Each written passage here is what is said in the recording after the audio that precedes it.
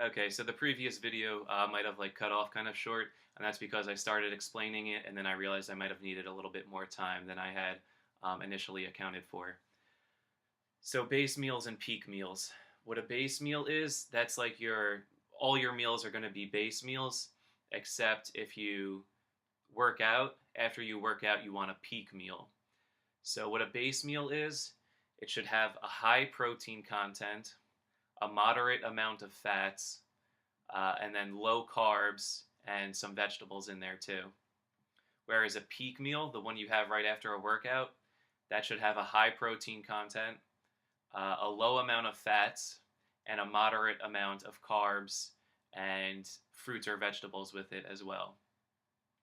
So, good carb dense foods for a base meal would be like chickpeas, broccoli, kidney beans, black beans, spinach, those kind of things. So you might be asking, why would you want carb dense foods for a meal that's supposed to be low carb? Carbs that don't heavily affect insulin levels are okay, so the aforementioned foods are ideal. Nuts, especially walnuts and almonds, are good healthy fat sources for a base meal. And good high fat, high protein foods are salmon, tuna, whole eggs, cheese, and bacon. And again, you just have to watch the saturated fat content.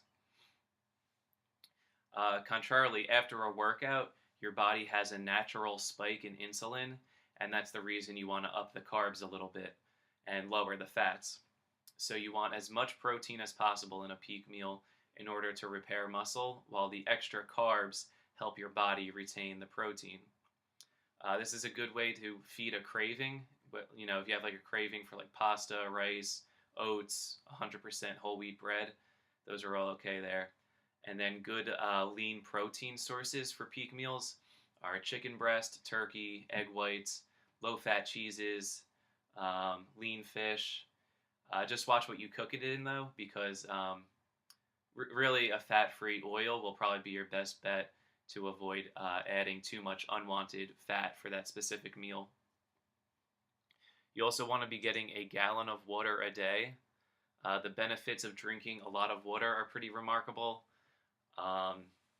65% of your body is water, so you really do depend on it. I suggest keeping a water bottle on you at all times and just sip from it throughout the day. And you really have to aim for that daily gallon of water. As far as beverages go, this is kind of a hard truth, but you really don't want to get your calories from anything that you drink. If you absolutely can't drop that habit, maybe like a 0-calorie flavor powder or like a Diet Coke once in a while. But like soda, coffee, fruit juices, beer, those are your enemy. An extra quick note on alcohol: it's mostly unusable carbs. It has a catabolic reaction with protein, meaning it breaks down protein into something that's pretty useless. That being said, the average American man gets the majority of his calories from beer. If you can't give it up, try to reward yourself occasionally, and you should be nursing it, not funneling it. And you could always pour out a few sips for any of your dead homies. That's a joke directly from the book, but couldn't pass up on that, right? So, with all that being said, oh, and then unsweetened tea is also okay because it gives you a little bit of caffeine if you want that, and then it's no calories, or virtually no calories, I think. So, supplements, that's really something you only have to consider if you feel like you have a substantially healthy diet and consistent diet. A lot of the stuff out there is garbage, but as far as ones that are good, there's in order of importance too, a multivitamin, multimineral, a whey protein powder, fish oil, and creatine. Each of those have research confirming their benefits. Multivitamin, multimineral instantly meets your daily requirements of vitamins and minerals, obviously. Whereas whey protein, it's a fast absorbing protein, and it works pretty well as a quickly prepared meal replacement, and it comes in a convenient shake form, so that's always good.